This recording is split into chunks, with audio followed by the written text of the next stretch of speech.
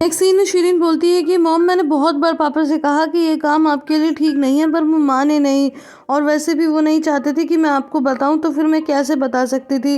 Mrs हतीजे कहती हैं कि मैंने भी उन्हें मना किया, पर वो कहते हैं कि जब तक तुम्हें कोई अच्छी जॉब नहीं मिल जाती तब तक वो ये काम करेंगे। उन्हें 7 का कर्जा उतारना है, अगर वो जॉब छोड़ देंगे तो ज़्यादा स्ट्रेस में आ जाएंगे, इसीलिए फिर मैंने कुछ नहीं कहा। और हमें उनके लिए भी एक अच्छी जॉब ढूंढनी होगी। वो हमेशा दूसरों के बारे में ही सोचते हैं, अपने बारे में तो कभी सोचते ही नहीं।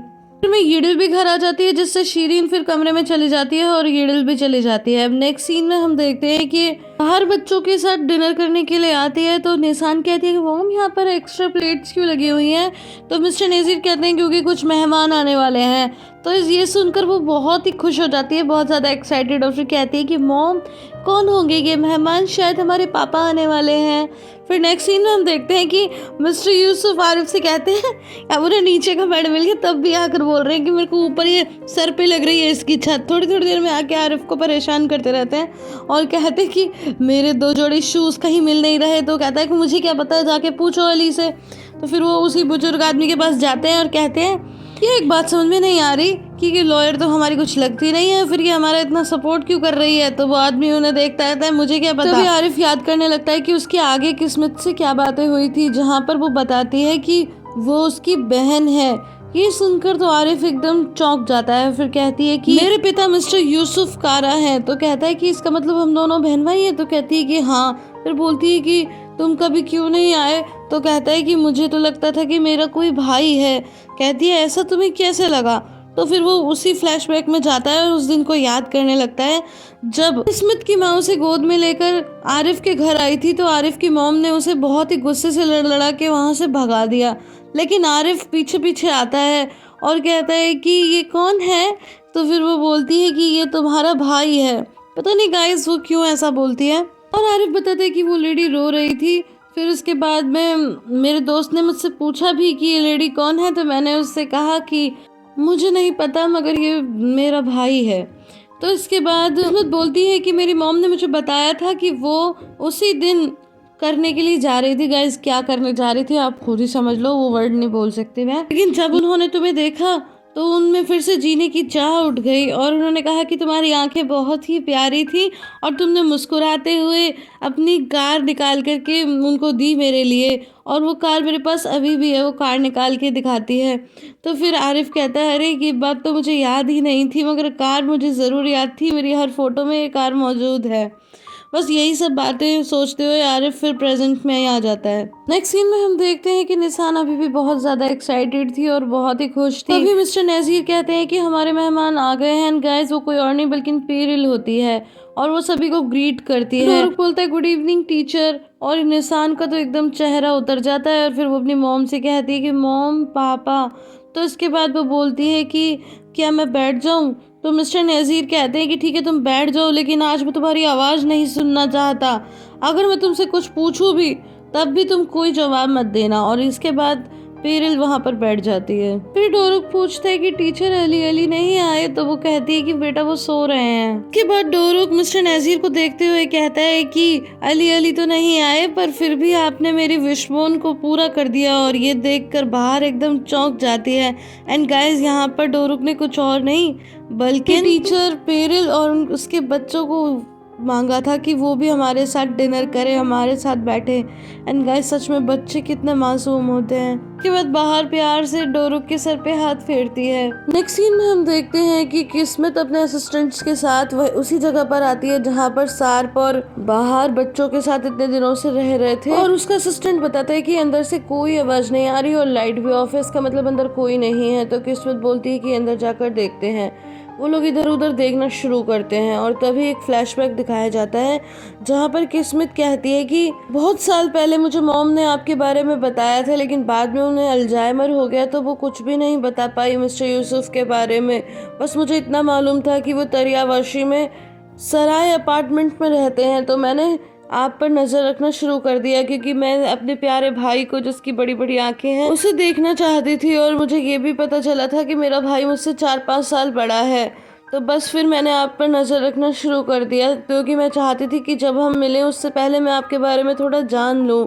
तो फिर आरिफ बोलता है कि ये सब कब शुरू हुआ, तो वो कहती है कि बस कुछ हफ्ते पहले ही। इसके बाद दोनों असिस्टेंट किस्मत के पास आते हैं और कहते हैं कि यहाँ पर तो हमें कुछ भी नहीं मिला, और कहता है कि किचन में लोग या तो यहाँ से भाग गए इसलिए सामान नहीं लिया, या फिर सामान ले जाना ही भूल गए हैं। तो फिर वो बोलती है कि बाहर चश्मेली के बारे में कुछ पता नहीं चला, कहता नहीं। तो फिर वो कहती है चलो चलते हैं, लेकिन तभी उसका असिस्टेंट पूछता है कि मैम ये बाहर चश्मेली कौन है। इसके बाद एक और फ्लैशबैक दिखाया जाता है जहाँ पर किस्मत आरिफ से कहती है कि भैया अगर आप मुझे बता दोगे कि आप किसे बचाने की कोशिश कर रहे हो तो मैं बिना उसे नुकसान पहुंचाए सच्चाई तक पहुंच जाऊंगी, लेकिन वो कहता है कि मैं नहीं बता सकता। फिर किस्मत का असिस्टेंट बोलता है कि मैं जानता हूँ कि मुझे कुछ भी नहीं पूछना चाहिए, फिर भी मुझे क्यूरियोसिटी है कि ये बाहर चश्मेली आखिर कौन है। तो फिर से एक फ्लैशबैक दिखाया जाता है जहाँ पर किस्मत कहती है कि भैया आप मुझ पर ट्रस्ट कीजिए। तो फिर आरिफ कहता है कि बाहर चश्मेली, उसे बचाना चाहता हूँ मैं, और उसके बच्चों को भी एक अच्छा फ्यूचर मिले, उन्हें कोई प्रॉब्लम ना पहुंचे। कहानी फिर से प्रेजेंट में आती है जहाँ पर वो अपने असिस्टेंट का कोई भी जवाब दिए बिना वहाँ से चली जाती है। सीन में हम देखते हैं कि मिस्टर नज़ीर के साथ अभी भी सब डिनर कर रहे थे और तभी वहाँ पर आज़मी आता है जो उन्हें किसी काम से बुलाता है, लेकिन उनके जाने के बाद भी आज़मी वहीं मौजूद होता है, इसलिए बाहर को कोई ढंग से मौका नहीं मिल रहा होता। लेकिन थोड़ी देर बाद मिस्टर नज़ीर आज़मी को भी आवाज़ लगाते हैं और इसके बाद जब वो वहाँ से चला जाता है तो धीरे से पेरिल बाहर से सर्प के बारे में पूछती है, तो बाहर कहती है कि हाँ वो ठीक है, और फिर बाहर पेरिल के कान के पास आकर कहती है कि देखो उसे भी किसी रूम में कैद कर रखा है और मैं अभी बच्चों के सामने नहीं बोल सकती, वरना बच्चों को अगर पता चला तो मैं खुद को संभाल नहीं पाऊंगी। ये सुनकर वो घबरा जाती है, लेकिन इतने में मिस्टर नज़ीर आ जाते हैं तो वो बाहर एकदम सीधा खड़ी हो जाती है। इसके बाद मिस्टर नज़ीर कहते हैं कि अब बेड टाइम हो गया, तुम लोग जाओ, और जब वो लोग रूम में जाते हैं तो बाहर का रूम बाहर से लॉक कर देता है वो, ऐसे वो रोज ही करता है। नेक्स्ट सीन में हम देखते हैं कि सार्प और मुनीर रूम में लेटे हुए थे और तभी वहाँ पर मिस्टर स्वात को भी रूम के अंदर डाल दिया जाता है, और उनकी हालत देखकर मुनीर काफी परेशान हो जाता है। रूम में आने के बाद निशान पूछती है कि मॉम आपने पेरल आंटी से कान में क्या कहा, तो वो कहती है कि बेटा अभी मैं नहीं बता सकती, चलो तुम लोग आराम कर लो और शोर मत मचाओ क्योंकि मैनेजर नाराज हो जाएगा। तो फिर निशान कहती है मॉम आप झूठ क्यों बोल रही हो, तो कहती है कि बेटा ऐसे नहीं कहते, कभी कभी कुछ बातें बड़ों को छुपानी पड़ती हैं, लेकिन मॉम अपने बच्चों से जो कुछ भी छुपाती हैं वो उन्हीं की भलाई के लिए छुपाती हैं, ठीक है। इसके बाद निशान डोरुक को डांटने लगती है कि मॉम ये देखो कितना बुरा है, इसने हमसे कहा कि इसने तो कुछ भी नहीं मांगा और देखो इसने क्या मांग लिया।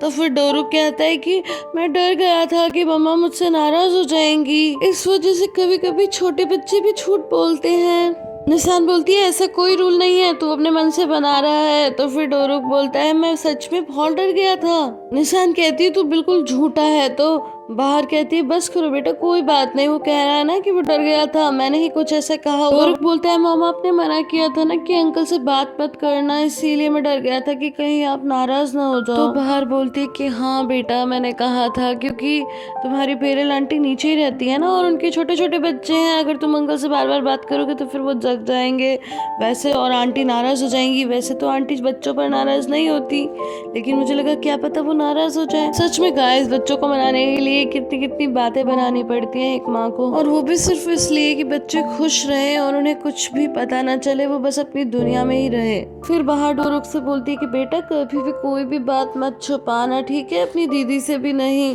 तो फिर डोरुक कहता है कि चाहे मुझे डर ही लग रहा हो, तो वो कहती है कि हाँ अगर डर लग रहा हो तब भी मत छुपाना। बेटा क्या तुम्हारी मम्मा चाहेंगी कि तुम खुश ना रहो या डर जाओ, बताओ, तो फिर तुम क्यों डर गए। तो फिर डोरुक बोलता है पता नहीं, और फिर वो बाहर को किस कर लेता है और बोलता है क्योंकि शायद मैं बच्चा हूँ ना इसीलिए। निशान बोलती है कि वैसे तूने आंटी को क्यों बुलाया, अब तो क्या करेगा। तो वो बोलता है कि मैंने सिर्फ आंटी को ही नहीं बुलाया बल्कि मैंने तो अली अली को भी बुलाया था। फिर बाहर निशान से बोलती है कि बस बेटा बस बहुत हुआ, आप इस बारे में बात मत करो, चलो। गाइस आई होप आपको ये वीडियो पसंद आई होगी, अगर पसंद आई है तो इसे लाइक शेयर एंड कमेंट करना बिल्कुल भी ना भूलें। फिर मिलती हूँ अगले वीडियो में, तब तक के लिए bye bye and take care.